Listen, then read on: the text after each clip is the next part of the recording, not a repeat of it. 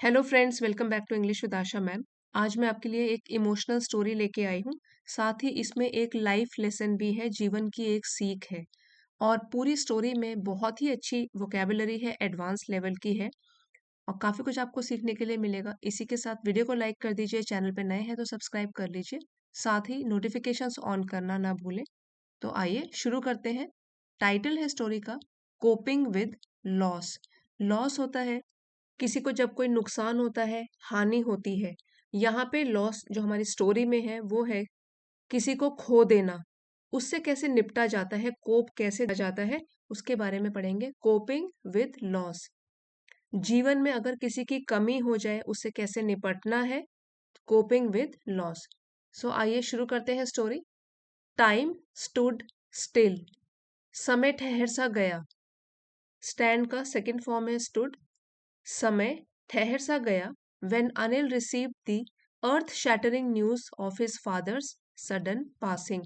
जब अनिल को एक अर्थ शैटरिंग मीन्स दिल को दहला देने वाली खबर मिली, रिसीव्ड मिली कि उसके पिता का सडन अचानक से निधन हो गया है। अर्थ शैटरिंग यहाँ पे एडजेक्टिव है जो कि डिस्क्राइब कर रहा है कि न्यूज कैसी थी, अर्थ शैटरिंग थी। हैविंग अ ग्रेट इफेक्ट, तो यहाँ पे क्या है कि उसका दिल दहल गया। ऐसी न्यूज थी जिसको सुनकर उसका दिल दहल गया। हम ऐसे भी कह सकते हैं कि कोई शॉकिंग जिसका इफेक्ट होता है कि शॉक लग जाए, उसके लिए हम अर्थ शैटरिंग भी यूज कर सकते हैं। As the eldest child, eldest होता है जो सबसे बड़ा होता है। सो बड़ा होने के नाते ही had to put on a brave face. ये एक इडियम है, putting on a brave. Front भी बोल सकते हैं और यहाँ पे लिखा है face, putting on a brave face. It means कि कोई चीज प्रिटेंड करना, ऐसा दिखाना जो वो नहीं है। तो उसने अपने आप को इस तरीके से दिखाया कि वो बहुत ब्रेव है, स्ट्रांग है। ही हैड टू, उसे करना पड़ा, अपना मजबूत चेहरा लोगों के सामने दिखाना पड़ा। दो हालांकि his heart was heavy as lead. और ये जो फ्रेज है हार्ट मतलब दिल, उसका इतना हैवी था, इतना भारी था, जैसे कि एक लेड होता है, लेड एक मेटल होता है। सो उसके समान ही भारी था। उस तरीके से उसका दिल भी उतने पत्थर के समान हैवी था, भारी था। सो पूरी लाइन का ये मतलब हुआ कि बड़ा बेटा होने के नाते उसे एक मजबूत चेहरा लोगों को दिखाना पड़ा। हालांकि जो उसका दिल था वो तो पत्थर की तरह भारी था।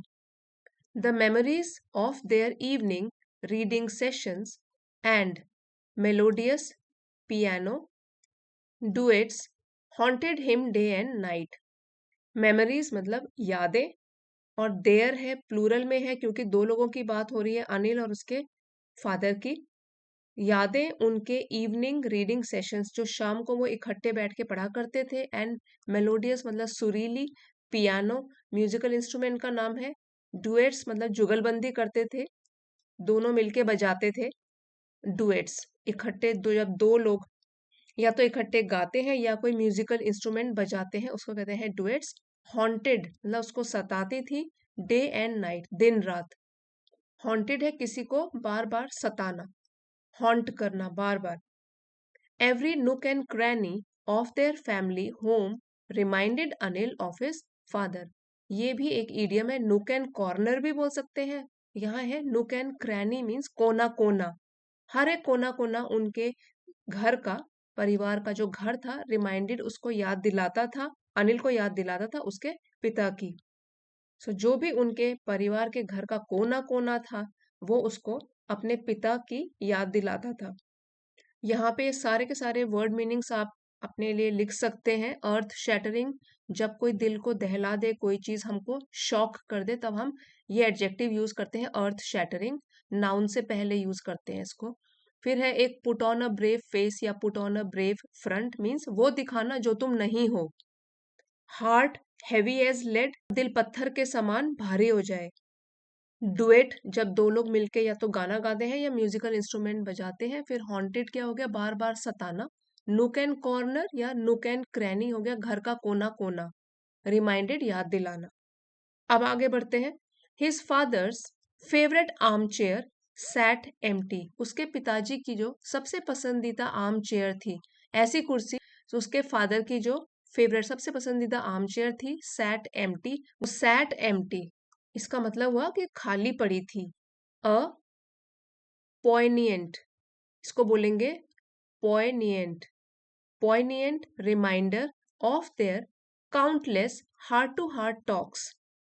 ये एक एडजेक्टिव है पोइनिएंट, और इसका मतलब है कॉजिंग सैडनेस और पिटी, जो कोई हमारे दिल को दर्द से भर दे और हमें उदास कर दे, उसको कहते हैं पोइनिएंट। और रिमाइंडर याद, काउंटलेस जिसको गिना ना जा सके।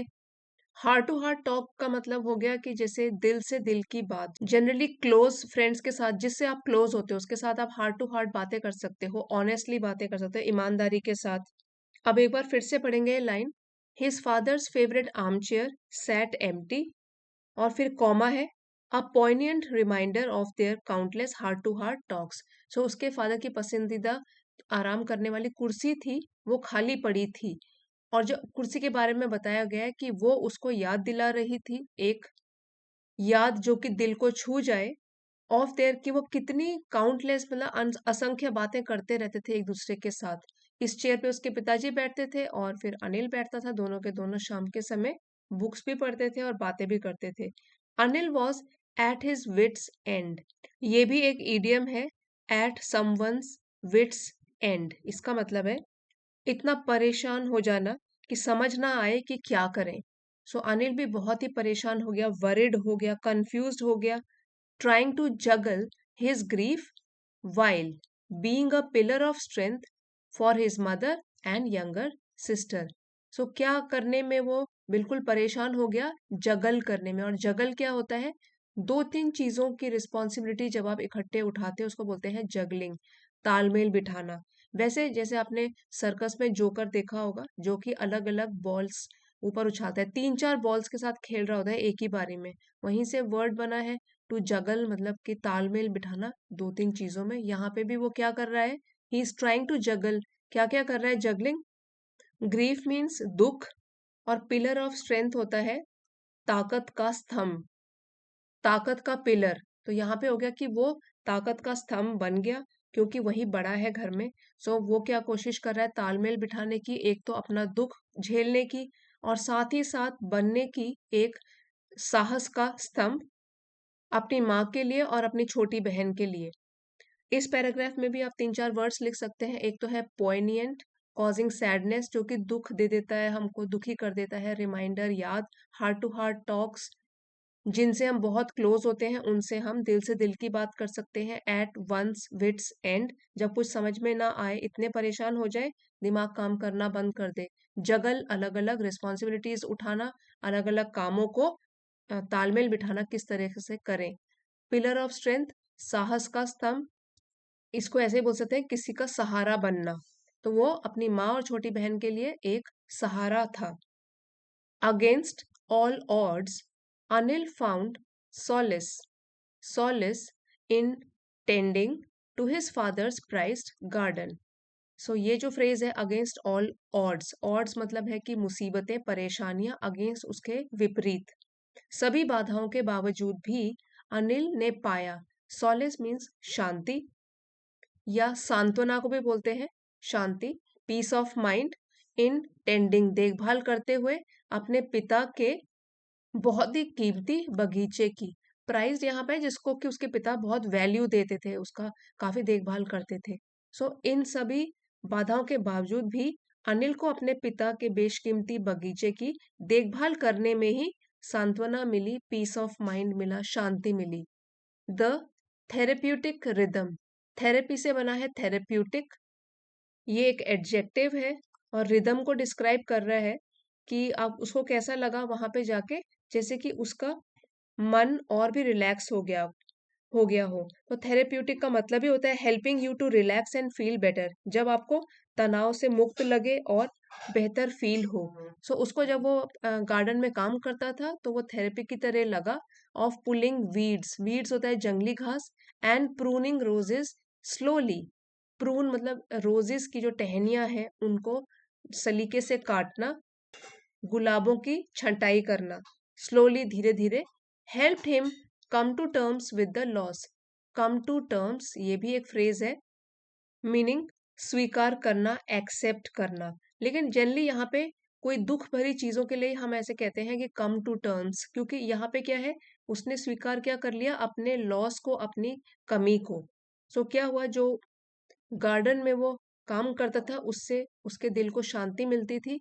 And the therapeutic rhythm of pulling weeds and pruning roses slowly helped him come to terms with his loss. So ऐसा काम करने से कि बाहर जाकर एक तो जंगली घास गार्डन से हटाने से, और जो गुलाब के फूल हैं उनको थोड़ा छटाई करने से धीरे धीरे उसका मन स्वीकार करने लगा उसकी कमी को, अपने पिता की कमी को। सो कम टू टर्म एक फ्रेज है, means when you start accepting something which is painful to you, come to terms with loss. Every bloom reminded him that life, though fragile, हर एक जो कली थी, ब्लूम, जो भी खिली हुई कली थी, सो गुलाब के फूल की, सो उसने रिमाइंड किया, उसको याद दिलाया कि जो जिंदगी होती है, चाहे वो कितनी ही फ्रेजाइल हो, कितनी ही नाजुक हो, और फ्रेजाइल उस चीज को बोलते हैं जो जल्दी ही टूट जाए, जो देर देर तक टिक नहीं सकती, जल्दी टूट सकती है, नाजुक हो जिंदगी। यहाँ पे कॉमा है, यहाँ कॉमा है, तो इसलिए लाइफ के बारे में यहाँ बताया है, दो फ्रेजाइल, फिर भी क्या करती है जिंदगी, finds a way to persevere through the darkest storms. Finds a way, रास्ता ढूंढ ही लेती है जिंदगी, टू परसिवियर, मुसीबत आने के बावजूद भी डटे रहना, उसको बोलते हैं परसिवियर। तो रास्ता ढूंढ ही लेती है आगे बढ़ने का, थ्रू द डार्केस्ट स्टॉर्म, सबसे गहरे तूफानों से भी। डार्केस्ट यहाँ पे सुपरलेटिव डिग्री है, एडजेक्टिव की, डार्क, डार्कर, डार्केस्ट, और सुपरलेटिव डिग्री के साथ फिर से हमने यहाँ पे द का यूज किया है। जो हर एक खिली हुई कली थी उसने उसे याद दिलाया कि जीवन हालांकि नाजुक तो है, लेकिन सबसे गहरे तूफान के बीच में भी वो अपना रास्ता ढूंढ ही लेता है। इस पैराग्राफ से भी आप ये वाले वर्ड्स लिख सकते हैं, अगेंस्ट ऑल ऑड्स, सभी परेशानियों के बावजूद, बाधाओं के बावजूद, मुसीबतों के बावजूद सॉलेस होता है, पीस ऑफ माइंड, काम, सांत्वना, शांति, मन की शांति, टेंडिंग, देखभाल करना किसी चीज की, थेरेप्यूटिक, जिसका असर हमको तनाव से मुक्त कर दे और बेहतर महसूस कराए, उसको बोलते हैं थेरेप्यूटिक, वीड्स होता है जंगली घास, प्रूनिंग होता है छटाई, कम टू टर्म्स, एक्सेप्ट कर लेना, स्वीकार कर लेना, कोई दिल को जो दर्द दे उस चीज को स्वीकार कर लेना, फ्रेजाइल, जो जल्दी टूट जाए, परसिवियर, मुसीबतें आने के बावजूद भी डटे रहना, काम करते रहना। As days turn into months, जैसे जैसे दिन महीनों में बदलते गए, अनिल लर्नड, उसने सीखा, अनिल ने सीखा, ये भी वर्ब सेकंड फॉर्म है, दैट ग्रीफ, कि जो दुख होता है, कम्स इन वेव्स, लहरों की तरह आता है, जैसे लहर आती है और फिर पीछे भी चली जाती है, तो लहरों की तरह आता है दुख। Some days he felt like he was walking on eggshells, so कुछ दिन तो उसको ऐसे लगता था कि वो, इस ईडियम का मतलब है कि जब कोई बहुत ही सचेत रहता है, कॉशियस रहता है, बहुत संवेदनशील हो जाता है, तब हम ये यूज करते हैं, वॉकिंग ऑन एगशेल्स। किसी व्यक्ति या स्थिति से निपटने में जब बहुत ही सावधान रहते हैं, क्योंकि आप, कोई आसानी से क्रोध में आ सकता है, गुस्सा आ सकता है उसको, या अपमानित भी फील कर सकते हैं, इंसल्टेड। सो कुछ दिन तो उसको ऐसा लगता था कि ही वॉज वॉकिंग ऑन एगशेल्स, कि वो बहुत ही सचेत है, सावधान है। While others brought unexpected moments of peace, यहाँ अदर्स मतलब है कि दूसरे दिन, क्योंकि यहाँ लिखा है ना, some days he felt like, कुछ दिन तो उसको ऐसे लगता था, जबकि कुछ और दिन उसके लिए लेकर आते थे, ब्रॉट, ब्रिंग का पास्ट टेंस हो गया, brought unexpected moments of peace, जिसकी उसने आशा नहीं करी थी, ऐसे मोमेंट्स, ऐसे क्षण शांति के। His father's old friends would drop by, so उसके पिता के जो पुराने दोस्त थे वो उनके घर में आ जाते। ड्रॉप बाय मीन्स कहीं जा रहे होंगे अगर, तो उनके घर में भी आ जाते मिलने के लिए। शेयरिंग स्टोरीज, और स्टोरीज मतलब उसके पिता से रिलेटेड कुछ कहानियों को बांटते उनके साथ, उनको सुनाते।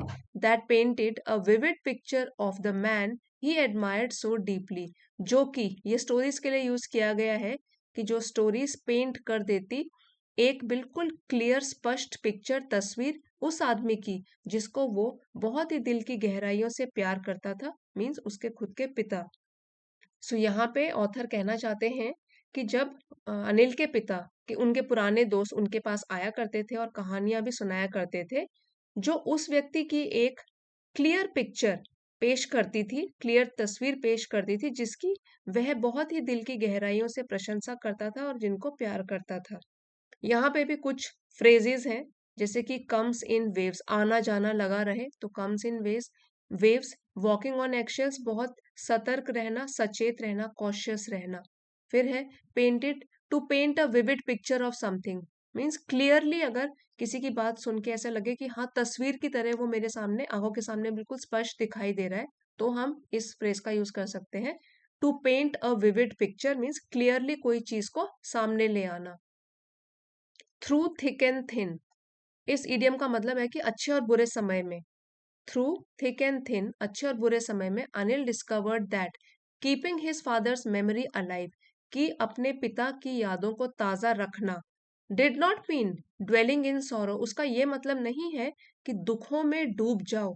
ठीक है, यहाँ ड्वेल है कि रहना, सो दुखों में ही घिरे रहो या दुखों में ही डूब जाओ, ये नहीं है, ये उसको पता चला। He began teaching piano to local kids, तो उसने शुरू कर दिया पियानो सिखाना स्थानीय बच्चों को जो उसके घर के आसपास रहते थे। Just as his father had taught him, उसी प्रकार से जिस तरीके से उसके पिताजी ने उसको सिखाया था। हैड के साथ वर्ब थर्ड फॉर्म लगी है, पास्ट परफेक्ट में है। ठीक उसी प्रकार से जैसे उसके पिता ने उसको पियानो सिखाया था, उसने भी लोकल बच्चों को पियानो सिखाना शुरू किया। Like a phoenix, phoenix rising from the ashes, he transformed his pain to purpose. ये एक ईडियम है। फीनिक्स एक चिड़िया का नाम है, काल्पनिक चिड़िया Phoenix, rising from the ashes, और एशेस होता है राख, लेकिन इस ईडियम का मतलब हो गया, सो यहाँ पे कहने का मतलब है अगर मुसीबतों का पहाड़ आ जाए, कोई मुश्किलें आ जाए, उसके बाद भी उस मुसीबत से उबर जाना, बाहर निकल आना, और वो भी एक नए सिरे से। So phoenix rising from the ashes, पूरी तरीके से असफल होने के बाद भी फिर से उससे उबर जाना। सो यहाँ पे बोला गया है कि लाइक, जैसे फिनिक्स नाम की चिड़िया भी राख से फिर से उबर आती है, उसी तरीके से अनिल ने भी ट्रांसफॉर्म, बदल दिया अपने दुखों को एक उद्देश्य में। यहाँ पे बहुत बड़ी बात करी गई है और वही मैसेज भी है इस स्टोरी का। Anil discovered that keeping his father's memory alive did not mean dwelling in sorrow, अच्छे और बुरे दौर से गुजरते हुए अनिल को यह पता चला कि अपने पिता की यादों को जीवित रखने का मतलब ये नहीं है कि दुखों में डूबे रहना, बल्कि क्या है कि उनकी यादों को ताजा रखना है, उनके द्वारा अच्छी सीखें जो सिखाई गई हैं, अच्छी बातें सिखाई गई हैं, उनको अमल में लेके आना। ठीक उसी तरीके से जिस तरीके से अनिल ने भी अपने दर्द को एक उद्देश्य के रूप में बदल दिया। यहाँ पे कुछ फ्रेजेस लिख सकते हैं आप। थ्रू थिक एंड थिन, अच्छे और बुरे दौर में। ड्वेलिंग, डूबे रहना। फीनिक्स राइजिंग फ्रॉम एशेस, बुरे समय के बाद भी, असफलताओं के बाद भी फिर से उबर आना उससे। अब चलिए एक बार क्विक रिवीजन कर लेते हैं सारी की सारी वोकैबुलरी का। पोइनियंट, पोइनियंट दुख पहुंचाने वाला, डीपली मूविंग। सॉलेस, सांत्वना। काम, कंफर्ट करना, कंफर्ट इन सॉरो, दुख में सांत्वना देना। थेरेप्यूटिक, जिसकी कोई चिकित्सा, हीलिंग वैल्यू हो, उसको बोलते हैं थेरेप्यूटिक, जिसमें कोई थेरेपी छुपी हुई हो, जो हील करता हो, फिर से ठीक कर देता हो। परसिवियर, दृढ़ बने रहना, परसिस्ट। ड्वेलिंग, निवास करना, रहना, यहाँ पे है कि डूबे रहना स्टोरी में हमारे। अब कुछ इडियम्स एंड फ्रेजेस रिवाइज करते हैं। टाइम स्टूड स्टिल, समय ठहर सा गया, थम गया। Heavy, heart heavy as lead, दिल पत्थर की तरह भारी। एट वंस विट्स एंड, बुद्धि चकरा जाना, जब कुछ समझ ना आए क्या करें, कंफ्यूज हो जाना, फ्रस्ट्रेट हो जाना। अगेंस्ट ऑल ऑड्स, सभी बाधाओं के विरुद्ध, सभी मुश्किलों के विरुद्ध। डिस्पाइट डिफिकल्टीज, मुसीबतों के बावजूद भी। थ्रू थिक एंड थिन, हर परिस्थिति में, चाहे वो अच्छी हो चाहे बुरी हो। इन गुड और बैड टाइम्स। नुक एंड क्रैनी, कोना कोना। Every small corner and space of a place. Coping with loss, ये एक और स्टोरी में बहुत ही अच्छी तरीके से बताई गई है, वो है सरमन्स एट बनारस। जब गौतम बुद्ध जी को एनलाइटनमेंट प्राप्त हुआ था और उसके बाद उन्होंने पहला सरमन दिया था बनारस में, उसका पूरा वीडियो बना हुआ है इसी चैनल की प्लेलिस्ट में। मैं आई बटन में उसकी इन्फॉर्मेशन दे दूंगी, साथ ही उसका लिंक भी डिस्क्रिप्शन में ऐड कर लूंगी, आप चाहें तो वो देख सकते हैं। बहुत ही अच्छी स्टोरी है सरमन्स एट बनारस। कीसा गौतमी का जब एक ही बेटा, इकलौता बेटा मर जाता है और वो मारी-मारी फिरती है उसको जीवित करने के लिए और तब लॉर्ड बुद्धा के पास आती है। वो सरमन्स में क्या बताते हैं और वो किस तरीके से कोप करती है इस लॉस के लिए में बताया गया है। सो फ्रेंड्स, आज की स्टोरी अगर आपको हेल्पफुल लगी है तो प्लीज लाइक, शेयर और सब्सक्राइब जरूर कीजिएगा। Thank you for watching. See you next time.